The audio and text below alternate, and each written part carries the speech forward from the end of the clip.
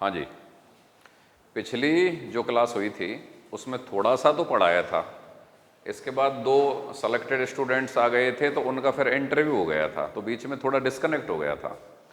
तो हम पढ़ रहे थे भारत का राष्ट्रपति और पिछले कई दिनों से ये क्लास चल रही है, तो एक बार 1 मिनट का रिवीजन करा देते हैं, फिर तुम फॉर्म पकड़ लोगे, फिर आगे बढ़ेंगे। चलिए बताइए, अनुच्छेद 75 के अंतर्गत क्या है? कौन बोलेगा 75 को पूरा? 75 को पूरा कौन बोलेगा? एक उम्मीदवार आगे। हाँ भाई, तुम बोलोगे?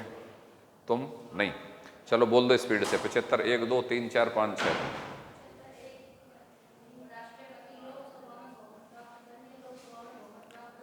के नेता को भारत का प्रधानमंत्री नियुक्त करेगा। अन्य केंद्रीय मंत्रियों की नियुक्ति कौन करता है?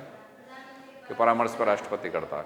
मंत्रिपरिषद में कौन कौन मंत्री होंगे, कितने मंत्री होंगे, उनके पास विभाग क्या क्या होंगे, इसका निर्धारण कौन करता है? प्रधानमंत्री करता है। ठीक है, मंत्रियों के कार्यों के आवंटन का नियम कौन बनाता है? राष्ट्रपति बनाता है। मंत्रियों के कार्यों का आवंटन कौन करता है?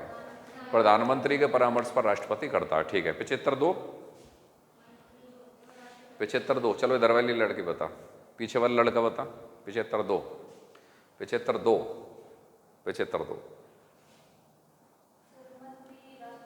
प्रसाद पर्यंत पद धारण करते हैं। 75 3। हाँ जी, आप बताओ। हाँ भाई बताओ, 75 3। यस बोलिए। सामूहिक रूप से लोकसभा के प्रति उत्तरदायी होती है, राज्यसभा के प्रति नहीं होती। ठीक है, 75 4।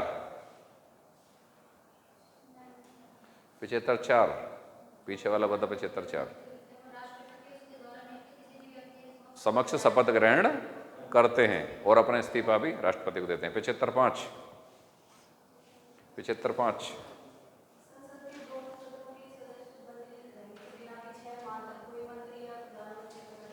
ठीक बात है, और अगर 6 माह से अधिक की अवधि तक बना रहने के लिए दोनों में से किसी भी सदन की सदस्यता ग्रहण करनी होगी। 75 6। 75 6 ठीक है। वेतन भत्तों का निर्धारण विधि बनाकर कौन करता है? संसद करती है। 76 क्या है बताइए? मान्यवादी अटॉर्नी जनरल। क्या योग्यता होनी चाहिए इस आदमी की? सुप्रीम कोर्ट का न्यायाधीश बनने की क्षमता से संपन्न व्यक्ति कौन नियुक्त करता है? राष्ट्रपति। कब तक पद धारण करता है? कितने वर्ष तक पद धारण करता है? हाँ भाई, राष्ट्रपति के प्रसाद पर्यंत पद धारण करता है। सरकार जब इस्तीफा देती है तो इसको भी इस्तीफा देना पड़ता है, ये परंपरा का विषय है। सालों में इसका पद निर्धारण फिक्स नहीं है कि भाई 5 वर्ष 6 वर्ष, ऐसा नहीं है। ठीक है, देश का प्रथम विधि अधिकारी या कानूनी अधिकारी किसको माना जाता है? मान्यवादी। देश की विधिक या कानूनी कार्यपालिका शक्ति किस में निहित है? राष्ट्रपति। और देश का प्रथम विधि या कानूनी अधिकारी किसको माना जाता है? मान्यवादी को माना जाता है। ठीक है, संसदीय समितियों में संसद के दोनों ही सदनों की कार्यवाहियों में भारत राज्य क्षेत्र के किसी भी न्यायालय की कार्यवाहियों में मान्यवादी भाग ले सकता है, लेकिन मत नहीं डाल सकता। ठीक है, अच्छा, मंत्रियों की स्थिति भी यही है कि संसद के दोनों सदनों में संसदीय समिति की बैठक में भारत सरकार का मंत्री कार्यवाही में भाग ले सकता है, लेकिन मत नहीं डाल सकता। ठीक है, अनुच्छेद 77। बिल्कुल, मान्यवादी के का 77 बताइए क्या है? 77 राष्ट्रपति के नाम से की जाएगी। और 77 3 कार्य आवंटन के नियम राष्ट्रपति बनाता। बहुत बढ़िया, शानदार आंसर। जबकि हिंदी सब्जेक्ट से बढ़िया। हिंदी भी ऐसी रट रही हो क्या? हिंदी नहीं हो रही है ऐसे याद? पॉलिटिकल याद हो रही है बताओ, और लेक्चरर हिंदी से दे रही है। ठीक है,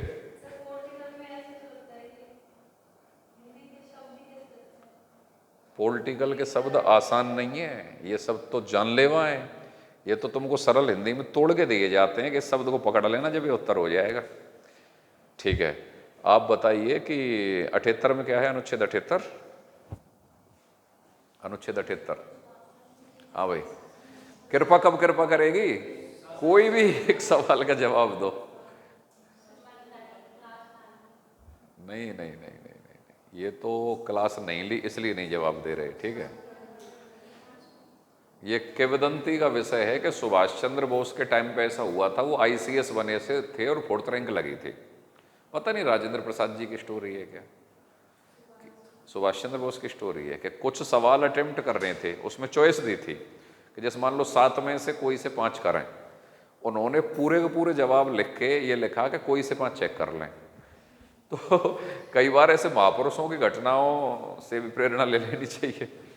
तो मैं तुमसे कह रहा हूं कि कोई से ही सवाल का जवाब दो। जैसे मान लो मैंने तुमसे 5 पूछे, नैतिकता तो ये कहती है कि 5 के 5 का जवाब दो, लेकिन फिर भी मैं ये कह रहा हूं कि चलो मैं तुमसे पूछ नहीं रहा कि तुम कौन से 5 का जवाब दो, कि तुम्हें कुछ भी आता है वो बोल दो, मैं मान लूंगा तुम्हें आता है। ठीक है, 78 बोलिए भाई, अनुच्छेद 78।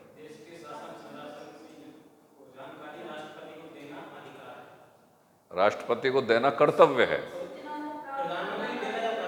प्रधानमंत्री का कर्तव्य है, और उन सूचनाओं को, हाँ, राष्ट्रपति का अधिकार है। ठीक है। हाँ, 79 में संसद के गठन का प्रावधान, 80 में राज्यसभा का गठन, 81 में लोकसभा, और हम पढ़ रहे थे अनुच्छेद 82। यहां पे बात रुकी थी लास्ट क्लास में। अनुच्छेद 82 परिसीमन आयोग के गठन का प्रावधान। परिसीमन आयोग के गठन का प्रावधान मैंने आपको लिखा तो काफी आगे तक का दिया था, लेकिन समझने की प्रक्रिया यहां पर चल रही थी जब हमारी लास्ट क्लास बीच में ड्रॉप हो गई थी। ठीक है, तो यहां से आप समझना शुरू करें। पहला सवाल एग्जामिनर पूछेगा, परिसीमन आयोग के गठन का प्रावधान कौन से अनुच्छेद में है? 82। परिसीमन आयोग एक संवैधानिक आयोग है अथवा नहीं है? है। कैसे पहचानोगे किसी आयोग को कि यह संवैधानिक है? कि अगर उसका उल्लेख संविधान के किसी अनुच्छेद में है तो वो संवैधानिक है। चूंकि इसका उल्लेख अनुच्छेद 82 में है, इसलिए ये एक संवैधानिक आयोग है। अब कैसे होता है परिसीमन आयोग का गठन और संविधान में इसके बारे में क्या प्रावधान है? प्रत्येक जनगणना के बाद भारत का राष्ट्रपति एक परिसीमन आयोग का गठन करेगा। ठीक है जी। और वह परिसीमन आयोग का कार्य क्या होगा? लोकसभा व विधानसभा के चुनाव क्षेत्रों का निर्धारण करना। लोकसभा व विधानसभा के चुनाव क्षेत्रों का निर्धारण करना। चुनाव क्षेत्रों का निर्धारण करना। कई बार तुम देखते हो ना, ये सीट एससी आ गई, ये सीट जर्नल की आ गई, अब की बार ये वाले क्षेत्र इस विधानसभा में जुड़ गए, ये वाले उनमें से हट गए। ये परिसीमन आयोग का कार्य होता है। ठीक है। अब परिसीमन आयोग का गठन वैसे तो होना चाहिए था प्रत्येक जनगणना के बाद, लेकिन अभी तक भारत में परिसीमन आयोग का गठन 4 बार हुआ है। 1951 की जनगणना के बाद तो 1952 में हुआ है, 1961 की जनगणना के बाद 1962 में हुआ है, और 1971 की जनगणना के बाद 1972 में हुआ है, और 2001 की जनगणना के बाद 2002 में हुआ है। अब सवाल यहाँ टिक गया, निम्नलिखित में से किस वर्ष भारत में परिसीमन आयोग का गठन नहीं हुआ?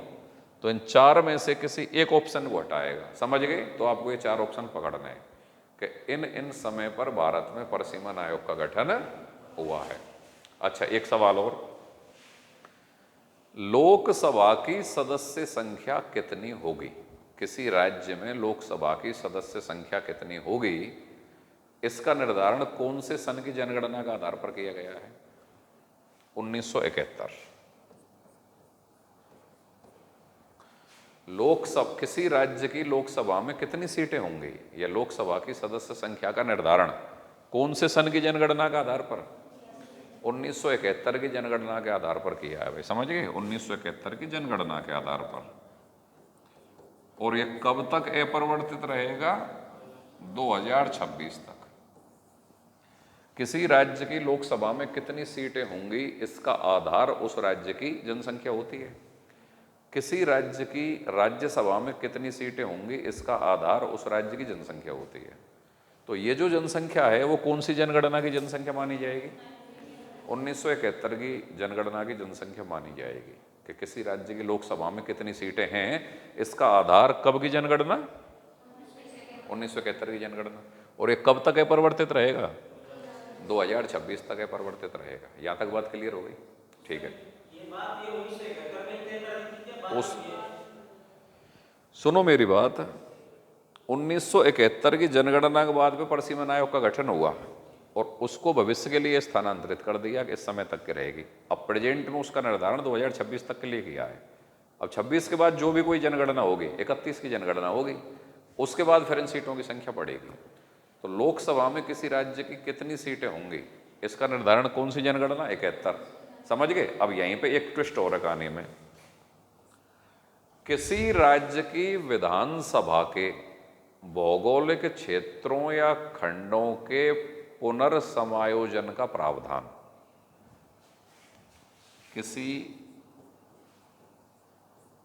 राज्य का मतलब प्रांत के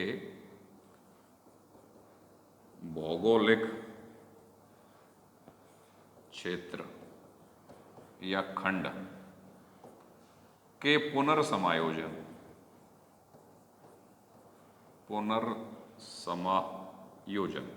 बहुत इंपॉर्टेंट सवाल है भाई।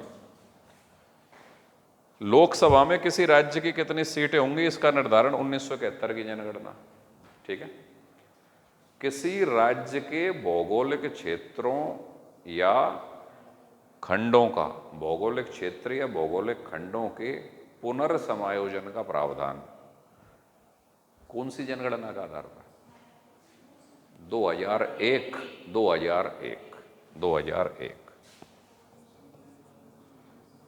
जनगणना। इन दो सवालों को पकड़ो, यहां है पेपर का ट्रैक। लोकसभा में किसी राज्य की कितनी सीटें होंगी इसका निर्धारण 1971 की जनगणना की जनसंख्या के आधार पर 2026 तक पर बढ़ते थे। ठीक है? किसी राज्य के भौगोलिक खंडों या भौतिक खंडों के पुनर्समायोजन का प्रावधान किस सन की जनगणना के आधार पर? 2001 की जनगणना के आधार पर। मोटा मोटा बात क्लियर हो गई। ये 2 पॉइंट पकड़ने हैं आपको, बाकी परसीमन आयोग से संबंधित जो मामला है वो ये है। ठीक है? हम पढ़ रहे हैं भारत का राष्ट्रपति और उन अनुच्छेदों पर गौर कर रहे हैं जो राष्ट्रपति से संबंधित है। इसके बाद आप अनुच्छेद 85 पे गौर कीजिए। राष्ट्रपति संसद के सत्र को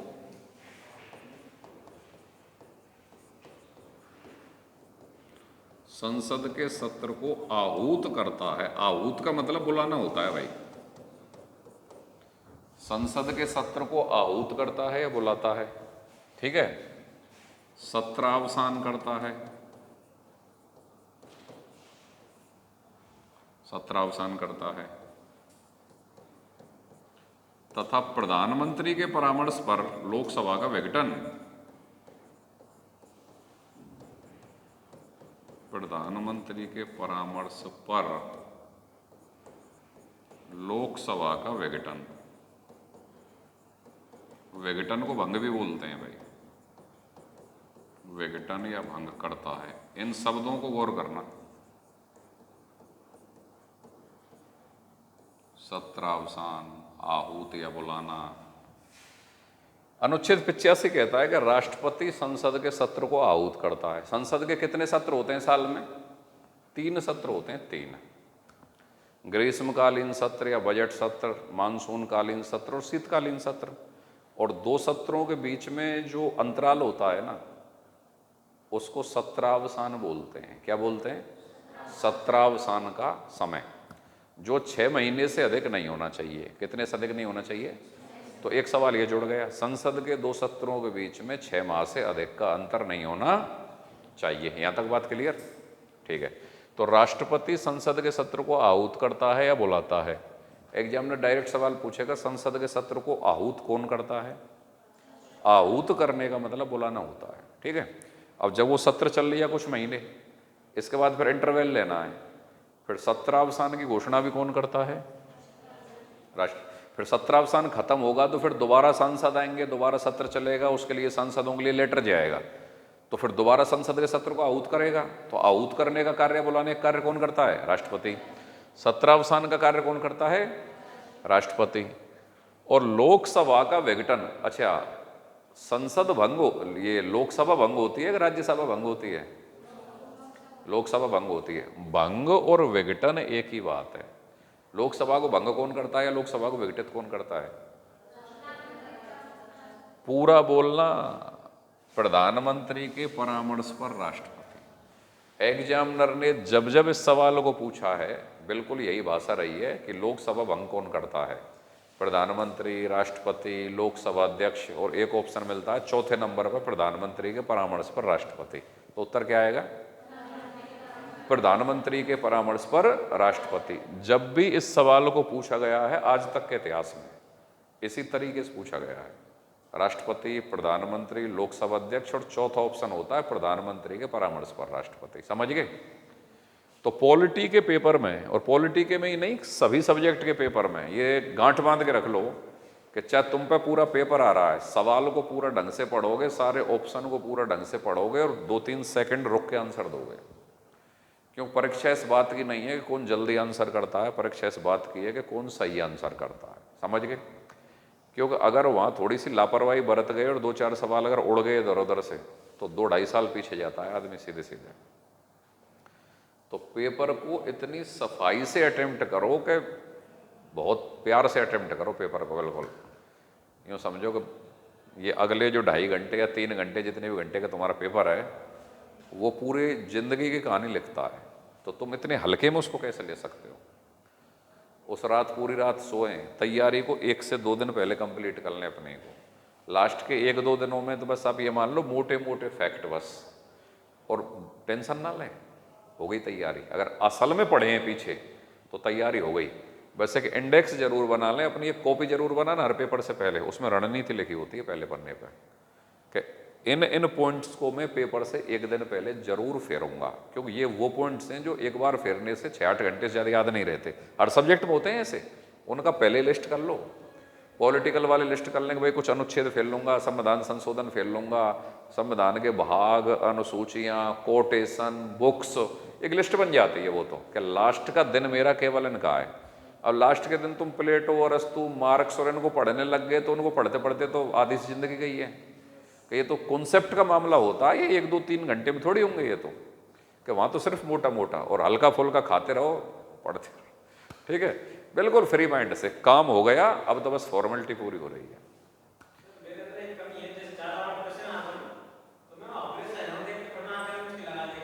ऐसे तो आंख मीच के निशान लगा दो, मतलब आंख मीच के ठेके लगा दो यार, ये तो छोटी मोटी कमी है, बहुत बड़ी कमी है ये तो।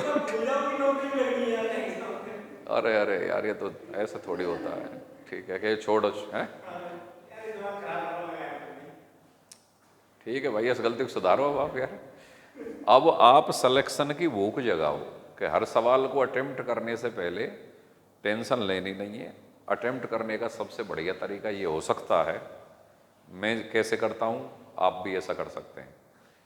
नेगेटिव मार्किंग के एग्जाम का ज़्यादा हुआ मत पालो, ये सभी के लिए होता है। और दिलेर जो होते हैं ना, फाइटर जो होते हैं, वो इसमें से सीट निकाल ले जाते हैं। कि पहले तो जोरदारी से तैयारी करो, पेपर के बारे में पेपर के आने तक नहीं सोचना है, जब तक अपन के हाथ में सिर्फ पढ़ना है कि जो बेस्ट कर सकते हैं वो बेस्ट कर लो। ठीक है, इसके बाद पेपर आने दो सामने। पहले ही दिन तुम्हारा फंडा क्लियर होना चाहिए। एक तो ये लाइन जो कही जाती है ना, उतने ही सवाल अटेम्प्ट करने चाहिए जितने आते हैं, बकवास लाइन। कि आजकल हद से गुजरना पड़ता है सिलेक्शन के लिए, उतने ही आते हैं उतना करना चाहिए। पता लगा 150 में 85 आते हैं, और उन 85 की भी क्या गारंटी है वो सारे सही हो जाए, 5-7 उनमें से भी उड़ेंगे, और घूम फिर के आप 75 पे आ गए। क्या करोगे भाई 150 में 75 पकड़ के?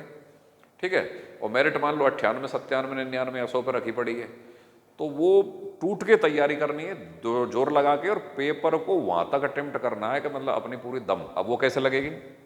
एक सरल तरीका है कि अगर आप असल में पढ़े हैं पूरे 6-8 महीने ढंग से, तो केवल उस सवाल को छोड़ो जिसमें से 4 ऑप्शन में से तुम पे पार नहीं पड़ रही है, वरना एंड पॉइंट तक अटेम्प्ट करना है तुम्हें।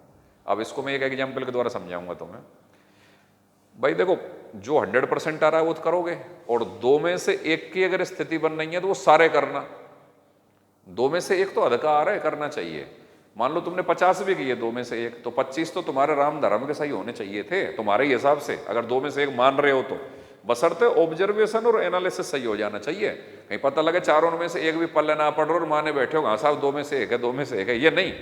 क्या वहाँ एनालिसिस मैच्योर हो पूरी तरीके से, हाँ भाई ठीक है 2 में से 1 आ रहा है, तो ऐसे सवाल सारे कर दो। नुकसान नहीं देंगे।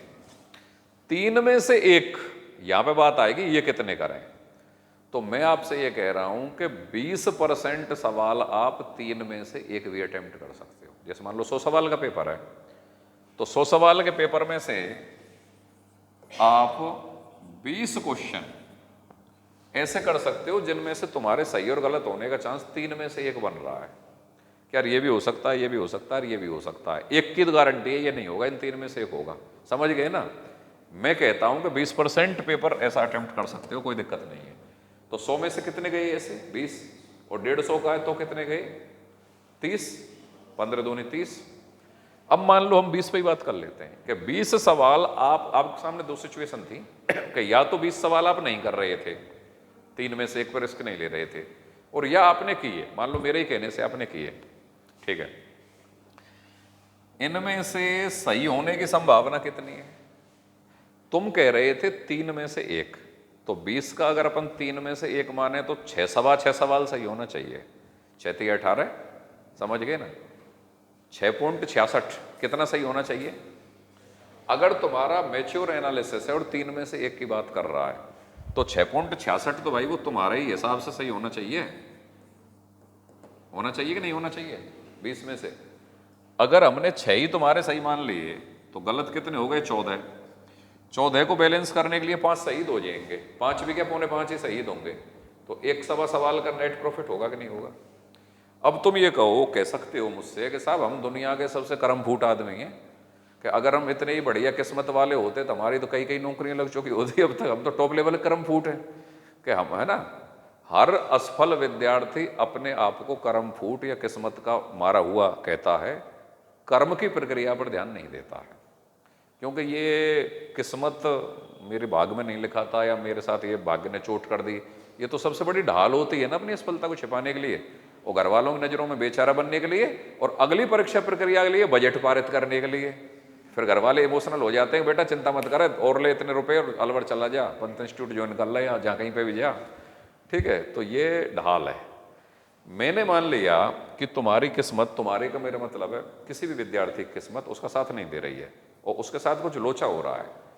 तो अब देखो, नो रिस्क नो गेन, जिंदगी में बिना रिस्क के कुछ नहीं मिलता है, ठीक है। अब हम यहाँ रिस्क फैक्टर पर बात करते हैं कि 20 सवाल तुमने 3 में से 1 मार रहे हो, तो क्या ऐसा संभव है कोई व्यक्ति कितना भी कर्म फूट हो, लेकिन इतना कर्म फूट तो नहीं हो सकता कि यार 20 में से 4 भी ना बैठे वाकई। और अगर इससे भी ज्यादा कर्म फूट है ना तो कोई दिक्कत ना है, फिर फेल होना उसका जन्म सिद्ध अधिकार है। कि जब 20 में से 4 भी नहीं बैठ रहे, 3 ही बैठ रहे हैं या 2 भी बैठ रहे हैं, तो फिर वो कर्म फूट नहीं है, उसने मैच्योर एनालिसिस करना उसको आता नहीं है। कि उस पर आ तो कुछ नहीं रहा था उस पेपर के अंतर्गत, और वैसे ही तिल का ताड़ बना रहा है साहब 3 में से 1, 3 में से 1, 3 में से 1। वो 3 में से 1 नहीं थे, वो 20 में से 20 ही साफ थे उसके, ये मानो।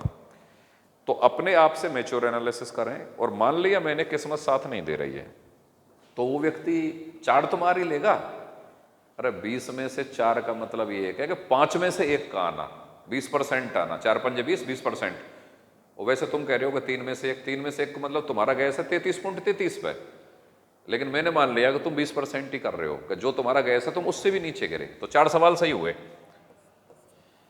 4 सवाल कितने सवालों को ढक देंगे? 12 सवालों को। गलत कितने हुए? 16 गलत हुए। 4 सही हुए, गलत कितने हुए? 16।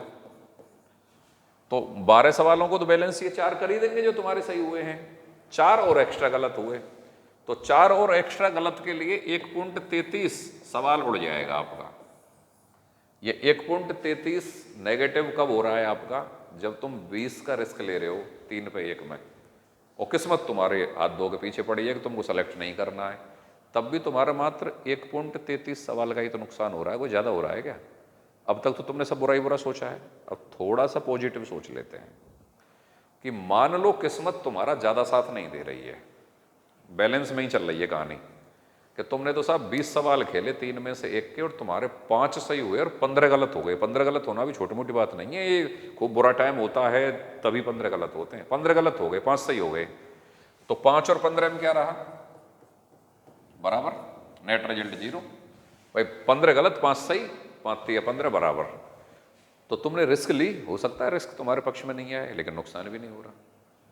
अब यहाँ से आगे बढ़ते हैं थोड़ा सा कि 3 में से एक अगर असल में एनालिसिस है तो 6.66 सही होना चाहिए था। कितना सही होना चाहिए था? 6.66 सही होना चाहिए था, और 6.66 सही हो रहा है तो 15.33 गलत हो रहा है। और 15.33 को बैलेंस करने के लिए 5.1 मान लो आप। 1.5 सवाल आपके फायदे में गया।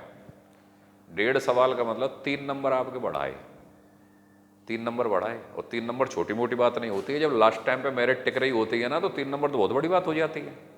3 नंबर का असर तो इतना होता है कि जितने लोग सेलेक्ट है ना, उतने ही और उठा लो नीचे से।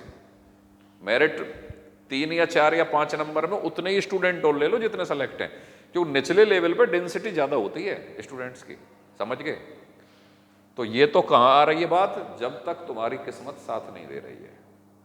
अब तुम मान लो कि तुम्हारे बृहस्पति में बुध की महादशा चल रही है, कुछ जिंदगी में बढ़िया होना लिखा है, बढ़िया एक सही आदमी सही समय पर तुम्हारी लाइफ में आ गया और उसने कोई सही सलाह दे डाली और तुमने उस सलाह के अनुसार काम कर दिया।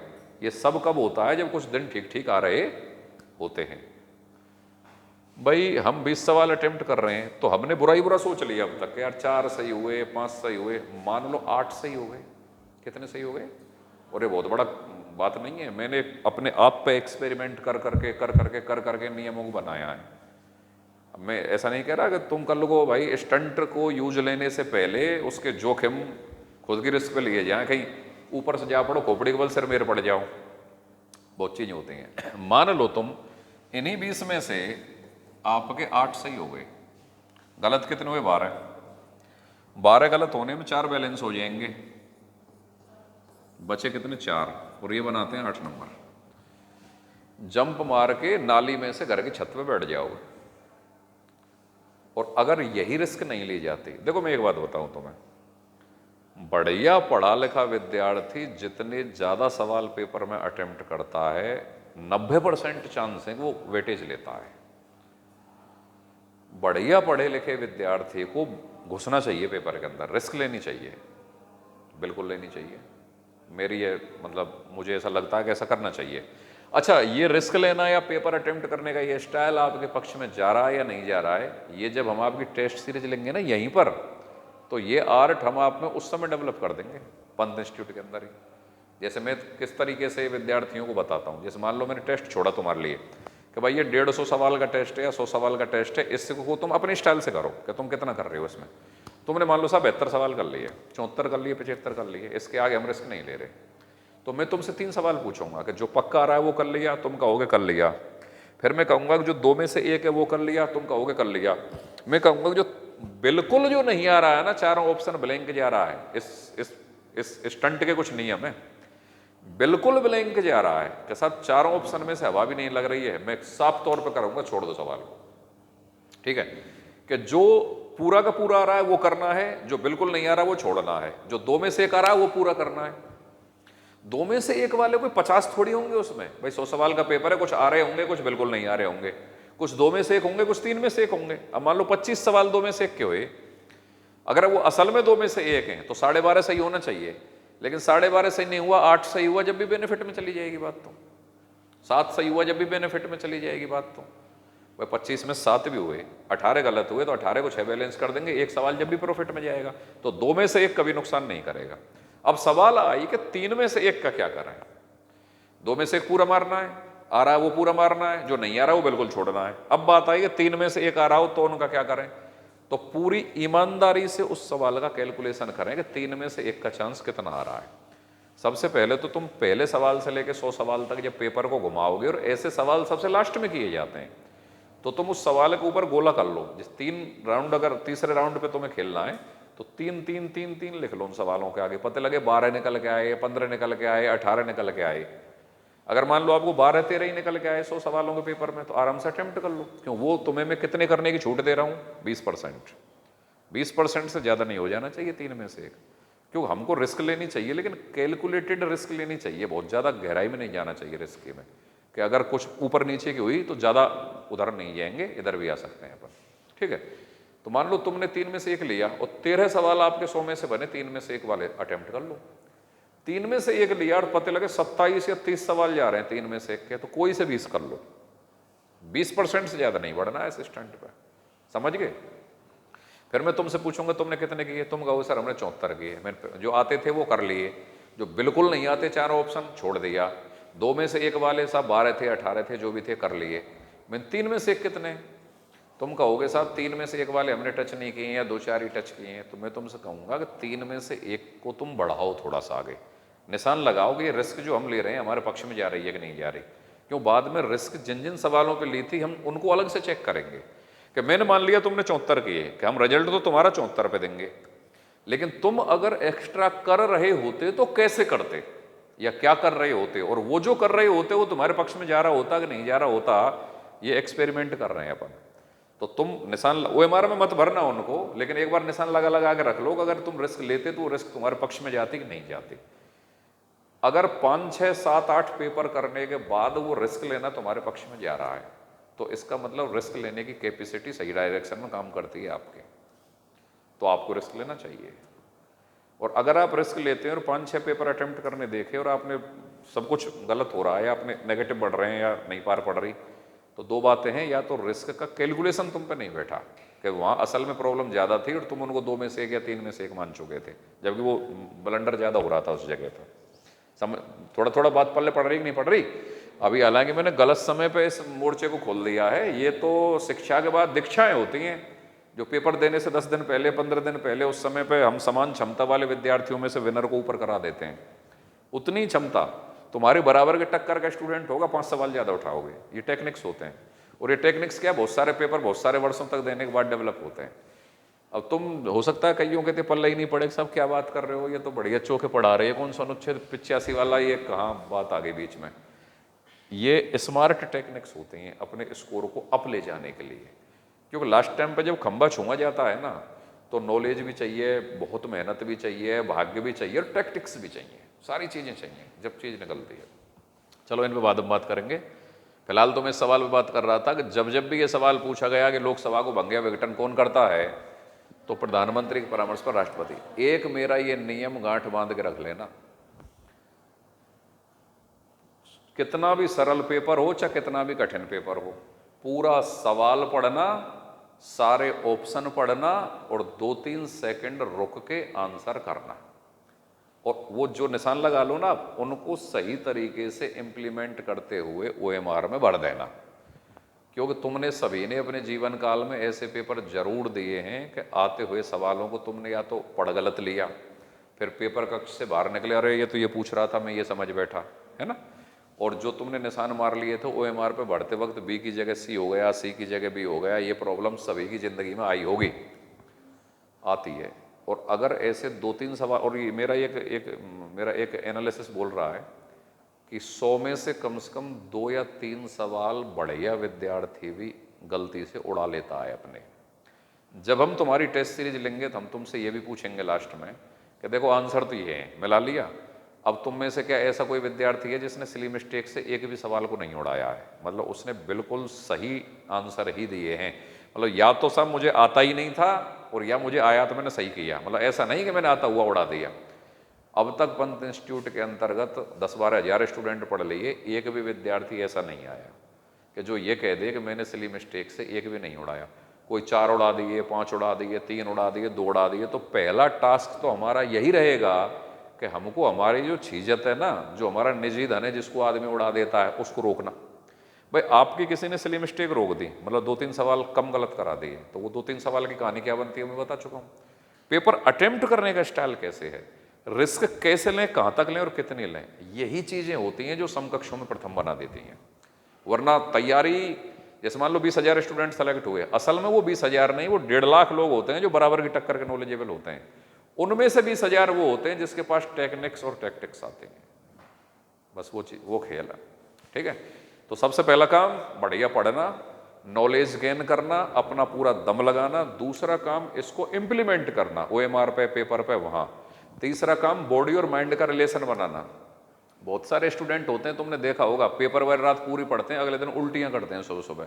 कोई कहता है साहब मैं पेपर में बेहोश हो गई, मुझे उल्टियाँ आ गई, मेरी दिमाग जाम हो गया, मेरा खोपड़ी कम काम करी। तो ये बहुत प्रकार के फॉर्मूले होते हैं कि आप पेपर की तैयारी को 48 घंटा पहले फिनिश करें। जब आप 48 का टारगेट बनाओगे तो वो 24 घंटे पे जाएगी बात। कभी टारगेट अचीव नहीं होते हैं। अगर आपने 13 तारीख को सिलेबस का पूरा करने का सोचा है तो 13 पे कभी नहीं हुआ, आज तक नहीं हुआ किसी का। वो 14 पे भी जाएगा और वो 15 पे भी जाएगा। तो अगर आप पेपर से जस्ट एक नाइट पहले ही सिलेबस पूरा करने का सोचते हैं तो होगा ही नहीं। वो फिर क्या करेगा, रात में जाएगा, फिर 11, 12, 1, 2 वहाँ तक जाएगा वो। फिर तुमको टेंशन होगी यार ये फिरा तो है ही नहीं, मैं अभी कैसे सोऊं, तुम्हें नींद नहीं आएगी। और दूसरे दिन पेपर से 2 घंटे पहले और पहुंचना होता है। आजकल तो नई टेक्निक और चल रही है समय की। फिर वहाँ बड़े आतंकवादियों का व्यवहार होता है सेंटर पर, ये दिखाओ वो दिखाओ ये दिखाओ, और कईयों के रह जाते हैं, कोई लेट पहुँचता है, रोता है, बहुत संकट है। थका हुआ शरीर है, 10-15 दिन से ढंग से सोए नहीं है, फिर वहाँ पहुँच रहे हैं, ऊपर से खतरनाक वाला पेपर आ गया। तो बॉडी और माइंड का रिलेशन ये अपने आप में एक मेंटल हेल्थ का पार्ट है, जिस पे स्टूडेंट के साथ कोई भी कोचिंग वाला काम ही नहीं करता है। मुझे लगता है कि यहाँ काम करने की ज़रूरत है। नॉलेज सब धरी रह जाती है, अगर वो रिलेशन बिगड़ता है ना। बहुत अच्छे अच्छे विद्यार्थियों को मैंने डब्बा गोल होते देखा है, वो पता लगे गया 2-2.5 साल पीछे। तो पढ़ाना सिलेक्शन का एक पार्ट है, एकमात्र प्रक्रिया नहीं है। क्यों, बहुत सारे नॉलेजेबल विद्यार्थियों को बाहर होते हुए मैंने देखा। ठीक है, तो इन सारे मेथड्स पर अपन काम करेंगे। फिलहाल तो अनुच्छेद 85 आपने लिख लिया है, चलिए आगे देखो। अनुच्छेद 86 राष्ट्रपति के अभिभाषण का अधिकार या प्रावधान। राष्ट्रपति के अभिभाषण का प्रावधान क्या होता है? अभिभाषण राष्ट्रपति अभिभाषण संसद के किसी एक सदन में या एक साथ समवेत दोनों सदन, संसद के किसी एक सदन या एक साथ, इस शब्द को पकड़ना, सवाल यहां रखा रहता है, समवेत दोनों सदनों में जो भाषण करता है वो अभिभाषण है। अब यहां पे इस शब्द को पकड़ो, एक साथ समवेत। देखो, राष्ट्रपति संसद के एक सदन में या एक साथ समवेत दोनों सदनों में जो भाषण देता है वो क्या कहलाता है? अभिभाषण कहलाता है। अब एग्जामिनर कहाँ पकड़ता है सवाल? शायद असिस्टेंट प्रोफेसर परीक्षा में पिछली बार पूछा हुआ सवाल है कि राष्ट्रपति अभिभाषण क्या होता है? संसद के किसी एक सदन में या एक साथ संयुक्त दोनों सदनों में, एक ऑप्शन। संसद के किसी एक सदन में या एक साथ समवेत दोनों सदनों में राष्ट्रपति जो भाषण देता है वो भाषण होता है। तो संयुक्त शब्द का प्रयोग होगा कि समवेत शब्द का प्रयोग होगा? क्वेश्चन यहां रखा हुआ है, समझ गए? बाकी तो संसद के किसी एक सदन या एक साथ दोनों सदनों में भाषण, ये तो पूरी दुनिया जानती है। की पॉइंट क्या है सवाल का? समवेत दोनों सदनों में राष्ट्रपति जो भाषण देता है वो क्या कहलाता है? अभिभाषण। इसके अलावा 86 में एक चीज और है, संसद के सदनों को किसी विधेयक के संबंध में संदेश भेजने का राष्ट्रपति का अधिकार, मैसेज। एग्जामिनर पूछ ले, संसद के किसी सदन को किसी विधेयक के संबंध में संदेश भेजने का या मैसेज भेजने का राष्ट्रपति का अधिकार कौन से अनुच्छेद में? 86। तो 2 पॉइंट पकड़ने हैं अनुच्छेद 86 में, एक तो अभिभाषण वाला पकड़ना है और एक संसद के किसी सदन को या दोनों सदनों को संदेश भेजने वाला, मैसेज भेजने वाला जो राष्ट्रपति का अधिकार है वो पकड़ना है। समझ गए? ये 2 पॉइंट है अनुच्छेद 86 पे। और इस चीज का ध्यान रखना है कि संयुक्त या समवेत, समवेत। कितना भी बढ़िया पढ़ा हुआ विद्यार्थी जब पहली बार ये शब्द उसके सामने आएंगे कि वो ये तो जानेगा कि अभिभाषण क्या होता है, संसद के किसी एक सदन या एक साथ दोनों सदन, लेकिन संयुक्त और समवेत शब्द को वो रफली ले जाता है आम बोलचाल में स्पीड से। टीचर भी पढ़ाते वक्त गौर नहीं करते हैं, उनकी नज़र में भी एक जैसा ही है कि हाँ भाई दोनों सदनों को बैठा लेगा, लेकिन दोनों शब्दों के अलग अलग मायने हैं और अलग अलग समय पर दोनों शब्दों का प्रयोग है संविधान के हिसाब से। तो यहाँ पे अभिभाषण में कौन से शब्द का प्रयोग है? समवेत। ठीक है। अनुच्छेद 87,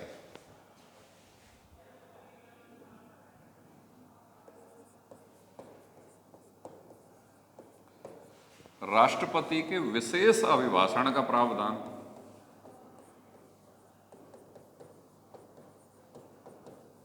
विशेष अभिभाषण, तो पहला सवाल तो यहीं पे जाएगा कि राष्ट्रपति का अभिभाषण 86 में है और विशेष अभिभाषण कौन से में है? 87। कि राष्ट्रपति का अभिभाषण क्या था कि संसद के किसी एक सदन में या एक साथ समवेत दोनों सदनों में राष्ट्रपति जो भाषण देता है वह उसका अभिभाषण कहलाता है। ठीक है। लेकिन जब ऐसा अभिभाषण किसी विशेष अवसर पर हो तो वो विशेष अभिभाषण कहलाएगा। कैसे अवसर पर? जब ऐसा अभिभाषण किसी विशेष अवसर पर हो तो वो क्या कहलाएगा? विशेष अभिभाषण। विशेष अभिभाषण कौन से अनुच्छेद में? 87 में। तो वो विशेष अवसर कब आएगा? किसी वर्ष की पहली बैठक, किसी वर्ष की संसद की होने वाली पहली बैठक या चुनावों के बाद संसद की होने वाली पहली बैठक जिसमें लोकसभा और राज्यसभा दोनों समवेत बैठे, तो वो जो राष्ट्रपति का भाषण होता है वो विशेष अभिभाषण कहलाएगा। अभिभाषण एक सदन में भी हो सकता है या एक साथ समवेत दोनों सदनों में भी हो सकता है। विशेष अभिभाषण एक साथ समवेत दोनों सदनों में होगा, लेकिन कब होगा? जब वो वर्ष की, प्रत्येक वर्ष की ऐसी पहली बैठक जब संसद के दोनों सदन एक साथ समवेत बैठें, या लोकसभा चुनावों के बाद ऐसी पहली बैठक जिसमें लोकसभा और राज्यसभा दोनों एक साथ समवेत रूप से बैठें, तब उसमें राष्ट्रपति जो अपना भाषण करता है वो उसका क्या कहलाएगा भाई? विशेष भाषण। ये बात पकड़ में आई कि नहीं आई? विशेष अवसर कौन से हैं? दो विशेष अवसर हैं। एक तो वर्ष की पहली लोकसभा और राज्यसभा दोनों की समवेत बैठक, वर्ष की पहली, ठीक है। और लोकसभा चुनाव के बाद होने वाली पहली, लोकसभा चुनाव के बाद पहली समवेत बैठक। समवेत शब्द को पकड़ लो बस। समवेत बैठक में राष्ट्रपति जो भाषण देता है वो उसका विशेष भाषण कहलाता है। कौन से अनुच्छेद के अनुसार? ठीक है जी। अब राष्ट्रपति की बात आएगी, अनुच्छेद 112।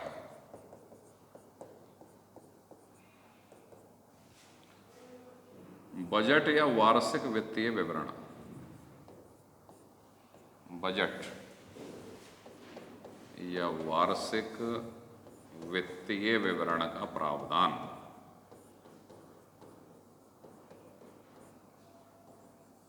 हाँ जी, इसको देखिए। बजट क्या होता है? बजट क्या होता है? प्रत्येक वित्तीय वर्ष के आय व्यय का लेखा जोखा। वित्तीय वर्ष के आय और व्यय। वित्तीय वर्ष कब से कब तक होता है? अरे वित्तीय वर्ष कब तक होता है? 1 अप्रैल से 31 मार्च तक, ये तो वित्तीय वर्ष है। उसके आय व्यय का लेखा जोखा बजट कहलाता है। संविधान में बजट शब्द का उल्लेख है क्या? संविधान में बजट शब्द का उल्लेख नहीं है, इसकी जगह वार्षिक वित्तीय विवरण शब्द का उल्लेख है। और बजट देश का भी होता है, परिवार का भी होता है, किसी भी संस्था का भी होता है, और रूम पे जो बच्चे कमरे लेके पढ़ाई करते हैं उनका भी होता है। ठीक है भाई। सामान्यतः 20 या 25 तारीख के बाद बजट गड़बड़ाए हुए पाए जाते हैं। जो रूम पे जो बच्चे रहते हैं उनके सामान्यतः ऐसा हो जाता है। ठीक है। किसी भी महीने का जो पहला सप्ताह होता है सामान्यतः उसमें हैप्पीनेस जो इंडेक्स होता है वो ऊंचाइयों पर चला जाता है। सरकारी मास्टरों में ज़्यादा चला जाता है थोड़ा सा। ठीक है। होता है कि नहीं होता? पर इनको तो फर्क क्या पड़ता है, इनके तो भाई ठीक है। हमारे जो सब चारों सप्ताह एक जैसे ही रहते हैं, हैप्पीनेस आसमान ही छूता हुआ होता है। ठीक है। नहीं, ये तो अपनी आदतों पर डिपेंड करता है कौन आदमी खर्चे किस तरीके से कर रहा है। अब आदमी अगर जोरदार तरीके से खर्चे कर रहा है तो चाहे वो कितना भी बड़ा सैलराइड पर्सन है, वो हो सकता है 15, 18, 20 तारीख तक अपने सारे रुपए उड़ा देता हो। और जो बड़े सही तरीके से चलते हैं, ज़्यादा खर्च वर्च नहीं करते, तो उनको इस समस्या नहीं आती है। डिपेंड करता है ना कैंडिडेट पे। अब स्टूडेंट फेज में तो कमरा लेकर रूम लेकर रहते हैं, तो ऐसे भी विद्यार्थी बहुत पाए जाते हैं कि उनका बजटीय घाटा अनवरत चलता रहता है, पूरा ही नहीं होता, वो पूरे सत्र पर्यंत ही पूरा नहीं होता। ठीक है। अब तो खैर एक प्रथाएं शायद खत्म हो गई होंगी। पहले एक प्रथा चलती थी, बजट घाटे की इसी तरह घी का घाटा और चलता था। घी का रूम लेके जो स्टूडेंट रहते थे सामान्यतः वो घी बीत जाता था, फिर गांव जाते थे वो लेके आते थे। अब पता नहीं आप लोगों ने ये जिंदगी जी है कि नहीं जी है, ऐसा बड़ा होता था उस समय पर। चलिए खैर, तो बजट की हम बात कर रहे थे। सरकार के प्रत्येक वित्तीय वर्ष के आय व्यय का लेखा जोखा। दो शब्द इंपॉर्टेंट हैं, प्रत्येक वित्तीय वर्ष। वित्तीय वर्ष के किस चीज का लेखा जोखा? आय व्यय का लेखा जोखा। सरल भाषा में बजट कहलाता है, लेकिन संविधान में बजट शब्द का प्रयोग नहीं, बजट शब्द का प्रयोग नहीं है भाई। अब ये किस शब्द का प्रयोग है? वार्षिक वित्तीय विवरण। तो केंद्र सरकार के लिए प्रत्येक वित्तीय वर्ष में, केंद्र सरकार के लिए प्रत्येक वित्तीय वर्ष में आय व्यय का लेखा जोखा या वार्षिक वित्तीय विवरण केंद्र सरकार के वित्त मंत्री के द्वारा संसद के दोनों सदनों के समक्ष राष्ट्रपति रखवाता है। तो यहां पर सवाल गया कि बजट या वार्षिक वित्तीय विवरण कौन प्रस्तुत करवाता है? कौन प्रस्तुत करवाता है? राष्ट्रपति बजट प्रस्तुत करवाता है। किसके समक्ष भाई? संसद के दोनों सदनों के समक्ष। और कौन प्रस्तुत करता है? केंद्रीय वित्त मंत्री। कौन प्रस्तुत करता है? केंद्रीय वित्त मंत्री। लेकिन संविधान में कहीं भी बजट शब्द का उल्लेख नहीं है। और बजट एक वित्त विधेयक है। बजट कैसा विधेयक है भाई? बजट एक वित्त विधेयक है। ये वन लाइनर सवाल है। बजट कैसे प्रकार का विधेयक होता है? वित्त विधेयक। इसके बाद आप आगे बढ़ोगे, अनुच्छेद 123। इसमें राष्ट्रपति की अध्यादेश जारी करने की शक्ति है। राष्ट्रपति के अध्यादेश जारी करने की शक्ति। राष्ट्रपति का अध्यादेश जारी करने की शक्ति। हाँ भाई, अध्यादेश क्या होता है बताओ?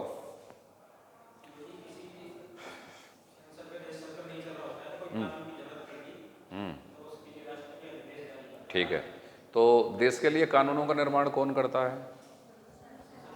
देश के लिए कानूनों का निर्माण संसद करता है। संसद करती है, ठीक है। और कानून कब बनाती है संसद? जब संसद का सत्र चल रहा हो। संसद के कितने सत्र चलते हैं? 3। और 2 सत्रों के बीच में जब खाली समय होता है, जब सत्रावसान चल रहा हो, मतलब संसद का सत्र नहीं चल रहा हो, मतलब सांसद भी नहीं है वहां पे, संसद का सत्र भी नहीं चल रहा है, और उस समय पे किसी आवश्यक महत्व के बिंदु पर कानून बनाने की जरूरत हो जाए, तो ऐसी स्थिति में राष्ट्रपति अध्यादेश जारी करता है। तो यहाँ पे गौर करिए, राष्ट्रपति जो अध्यादेश जारी करता है वो हमेशा कौन से समय पे करेगा? संसद का सत्र चल रहा है उस समय करेगा या सत्रावसान के समय करेगा? पहला पॉइंट तो ये है कि सत्रावसान के समय। सत्रावसान के समय राष्ट्रपति कौन से समय पर अध्यादेश जारी करेगा भाई? जब संसद का सत्र नहीं चल रहा हो, राष्ट्रपति उस समय पे क्या करेगा? अध्यादेश जारी करेगा। यहां तक बात क्लियर हो गई? सत्रावसान के समय करेगा, ठीक है। अध्यादेश जारी करेगा, ओके। ये अध्यादेश ऐसे बिंदु पे ही बनाए जा सकते हैं, ऐसे विषयों पे ही बनाए जा सकते हैं जिन विषयों पर कानून बनाने की संसद की शक्ति होती है। सरल भाषा में समझो, अध्यादेश किस चीज की जगह आ रहे हैं? संसद के द्वारा बनाए गए कानून की जगह आ रहे हैं। कि अगर मान लो संसद का सत्र चल रहा होता तो कानून तो संसद ही बना देती। अध्यादेश बनाने की जरूरत कब पड़ी? अध्यादेश बनाने की जरूरत जब पड़ी जब संसद का सत्र नहीं चल रहा है, सत्रावसान का समय चल रहा है। तो अध्यादेश किस चीज का विकल्प है? संसद के द्वारा बनाए गए कानून का विकल्प है। क्यों? संसद सत्र में नहीं चल रही है, सत्रावसान चल रहा है, इसलिए अध्यादेश बनाना पड़ रहा है। ठीक है, तो अध्यादेश का मतलब है संसद के द्वारा बनाए गए कानून का एक टेम्परेरी विकल्प। ठीक है, तो यह केवल उसी विषय पर बनाया जा सकता है जिस विषय पर कानून बनाने की संसद की शक्ति होती है। क्या अध्यादेश किसी ऐसे विषय पर बनाया जा सकता है जिस पर कानून बनाने की संसद की शक्ति नहीं होती? अरे कॉमन सेंस होता है कोई 100 ग्राम। ठीक है, हाँ भाई, अध्यादेश किसी ऐसे विषय पर बनाया जा सकता है क्या जिस पर कानून बनाने की संसद की शक्ति नहीं होती? बनाया जा सकता है क्या? नहीं बनाया जा सकता। क्यों? अध्यादेश का मतलब आप 1 मिनट के लिए समझें, संसद के द्वारा बनाए गए कानून का एक विकल्प। तो संसद कानून किस विषय पर बना सकती है? जिस पर कानून बनाने की शक्ति संसद के पास होती है। तो अध्यादेश चूंकि उसका विकल्प है, इसलिए अध्यादेश भी उसी विषयों से संबंधित बनाया जा सकता है जो विषय संसद के कानून बनाने की शक्ति में शामिल होते हैं। यह कंसेप्ट क्लियर हुआ कि नहीं हुआ? हो गया क्या? तो स्ट्रोंग हाँ क्यों नहीं होती? ठीक है, कई स्टूडेंट ऐसे होते हैं कितना ही समझ में आ जाए गर्दन हिला में ही ना आए हो ऐसे। अरे टीचर को कॉन्फिडेंस चाहिए। ठीक है, ठीक है, और कई इतने भगत होते हैं कच्छो ही पल्ले ना पड़े पर फिर भी yes sir yes sir yes sir yes sir yes sir yes sir. तो कई बार सोचते हैं कि यार इतने अंधभगत नहीं होते तो हमारा जीवन कैसे कटता। ठीक है, तो भाई अंधभगत भी मत बनो लेकिन इतने निष्ठुर भी मत बनोगा हाँ ही नहीं हो बहुत देर तक। ठीक है, तो संसद के द्वारा, वापस गौर करें, संसद की कानून बनाने की शक्ति जिन विषयों के संबंध में होती है, अध्यादेश केवल उन्हीं विषयों के संबंध में आ सकता है। मतलब अध्यादेश का मतलब है संसद के द्वारा बनाए गए कानून का विकल्प।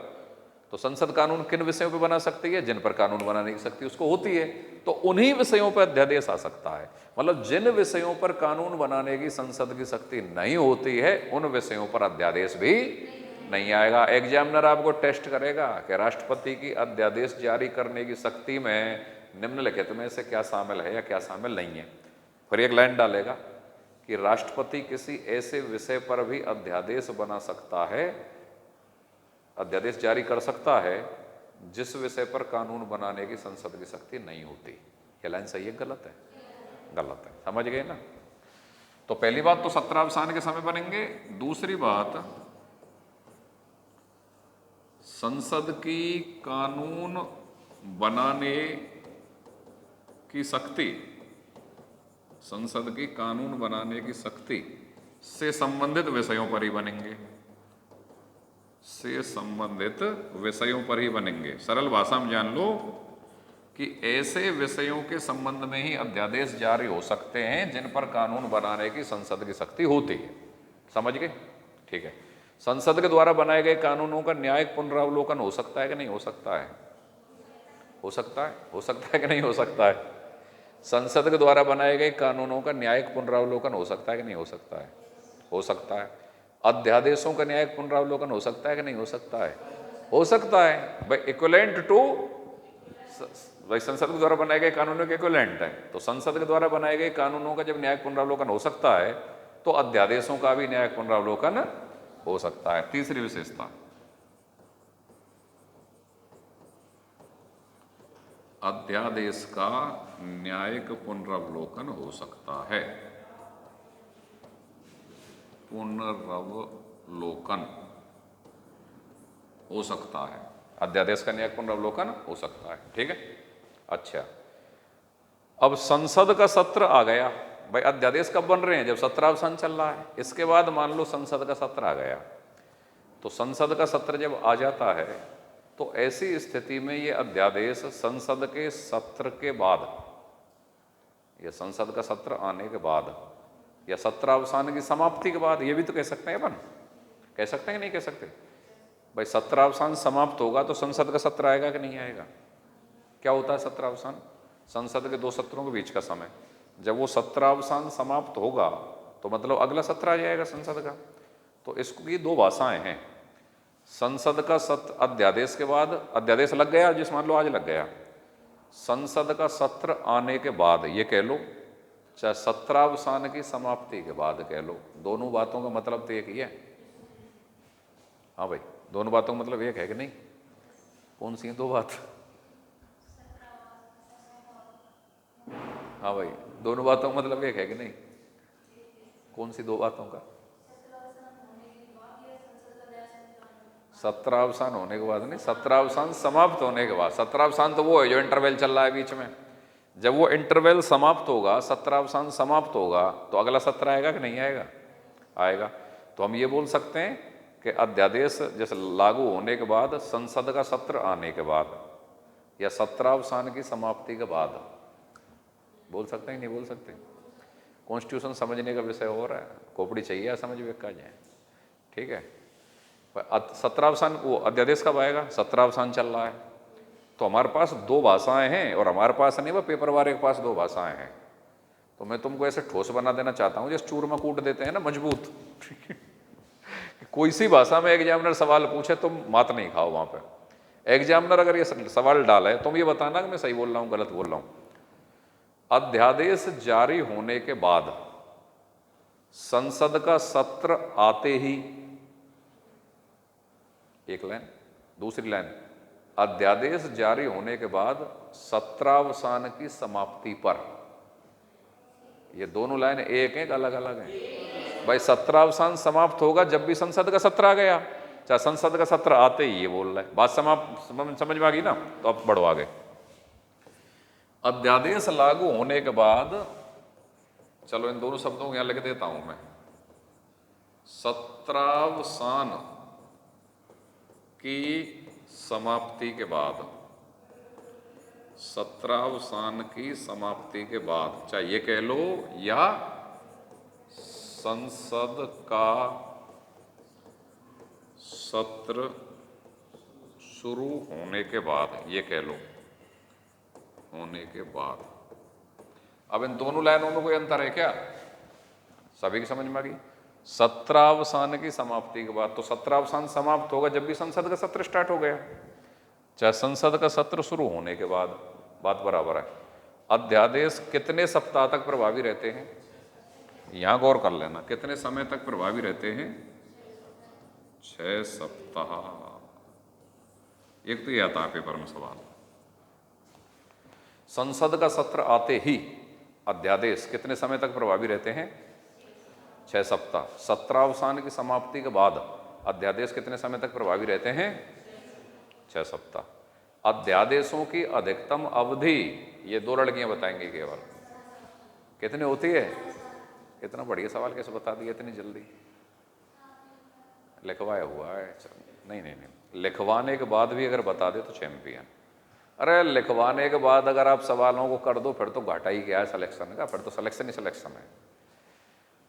जिस पे कुछ नहीं आए वो हमारे लिए टेंशन नहीं है, जो हमारे पढ़ाने के एक आध बार तक भी याद ना करे वो भी ज़्यादा टेंशन ना है। लेकिन जो हमारे पढ़ाने के 5-7 बार पूछने के बाद, 10-5 बार बताने के बाद भी अगर उसके दिमाग में कुछ नहीं उतरे तो वहाँ से टेंशन शुरू होती है।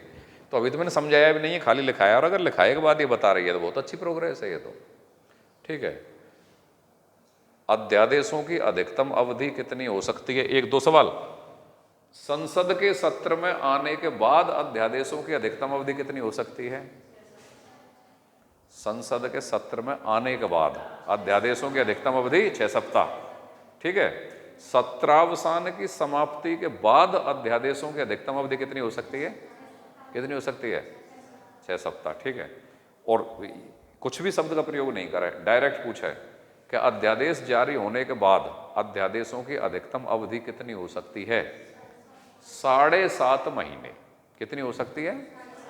कैसे हो सकती है 7.5 महीने? यस भाई, 6 महीने का गैप तो संसद के 2 सत्रों के बीच में हो ही सकता है। जैसे मान लो आज सत्रावसान आज से स्टार्ट हुआ, संसद का सत्र आज खत्म हुआ और सत्रावसान स्टार्ट हो गया। सत्रावसान के आते ही अगले ही दिन अध्यादेश आ गया। तो अगले सत्र आएगा तो 6 महीने का अंतर तो यहाँ पे हो सकता है 2 सत्रों के बीच में। 6 महीने से अधिक का अंतर नहीं हो सकता, तो मतलब 6 महीने का तो हो सकता है ना। तो 6 महीने तो ये सत्र अवसान के मिल गए। और फिर अगले सत्र को आने के कितने समय तक और मिल सकता है? 6 सप्ताह। 6 सप्ताह का मतलब 1.5 महीना। 6 सप्ताह का मतलब 1.5 महीना।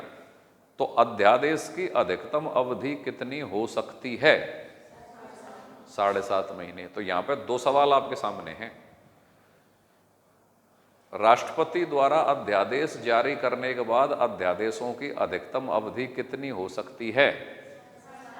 कितनी हो सकती है? 7.5 महीने। 2 सवाल। अध्यादेश की अधिकतम अवधि कितनी हो सकती है? 7.5 महीने।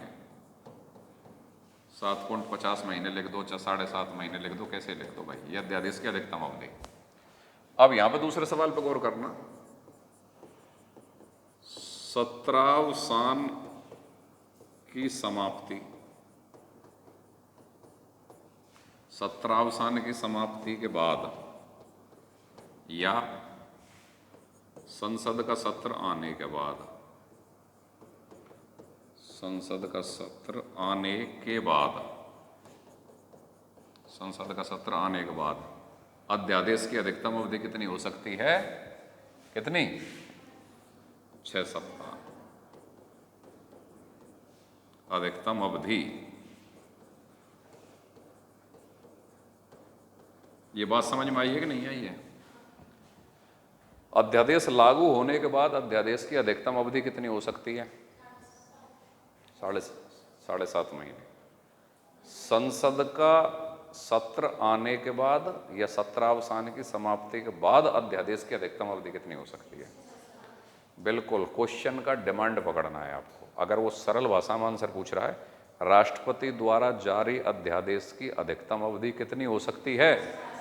7.5 महीने। राष्ट्रपति द्वारा जारी अध्यादेश की अधिकतम अवधि संसद का सत्र शुरू होने के बाद कितनी हो सकती है? 6 सप्ताह। राष्ट्रपति द्वारा जारी अध्यादेश की अधिकतम अवधि सत्रावसान की समाप्ति के बाद कितनी हो सकती है? राष्ट्रपति द्वारा जारी अध्यादेश की अधिकतम अवधि कितनी हो सकती है? ठीक है। अब मान लो संसद का सदन आ गया, मतलब सत्र आ गया, समझ गए, और 6 सप्ताह के अंतर्गत अगर संसद ने उस अध्यादेश को अनुमोदित कर दिया, मतलब दोनों सदनों से पारित कर दिया, तो फिर क्या होगा? फिर वो कानून बन जाएगा। भाई संसद के दोनों सदनों से पारित होने के बाद क्या बन जाएगा? वो कानून बन जाएगा। और अगर संसद ने अपने दोनों सदनों से अनुमोदित नहीं किया या पारित नहीं किया, तो फिर वो अध्यादेश क्या हो जाएगा? 6 सप्ताह के बाद खत्म हो जाएगा। भाई अध्यादेश कब आया था? जब संसद का सत्र नहीं चल रहा था और आवश्यक लोक महत्व के बिंदु पर कानून बनाना जरूरी पड़ गया था, जब अध्यादेश आया था। लेकिन संसद का सत्र आने के बाद जब संसद आ गई और उसने उस अध्यादेश को पारित कर दिया, पारित कर दिया तो मतलब संसद ने कानून बना दिया, तो फिर वो कानून के रूप में लागू हो जाएगा आगे। समझ गए? खत्म कब होगा? संसद अगर पारित नहीं करेगी तो फिर 6 सप्ताह के अंदर खत्म हो जाएगा, और संसद अगर दोनों सदनों से उसको पारित कर देगी तो फिर वो क्या हो जाएगा? कानून बन जाएगा, आगे लागू हो जाएगा। यहाँ तक बात समझ में आ गई? तो आज बस इतना ही पढ़ेंगे भाई, लगातार सिलसिला जारी रहेगा समझाने का। आगे लिखा तो मैं काफ़ी चुका हूँ शायद, तो ऑनलाइन वाले विद्यार्थियों के लिए भाई बिल्कुल सरल भाषा में पूरा समझाया गया है। जूम करके, पॉज करके, कैसे भी करके लिख लेना। और भारतीय संविधान को बिल्कुल सरल तरीके से समझने के लिए YouTube channel polity with D Parashar subscribe करें और Pant institute Alwar app download करें। कई बार भूल जाते हैं इनको जल्दी में। ठीक है, ओके।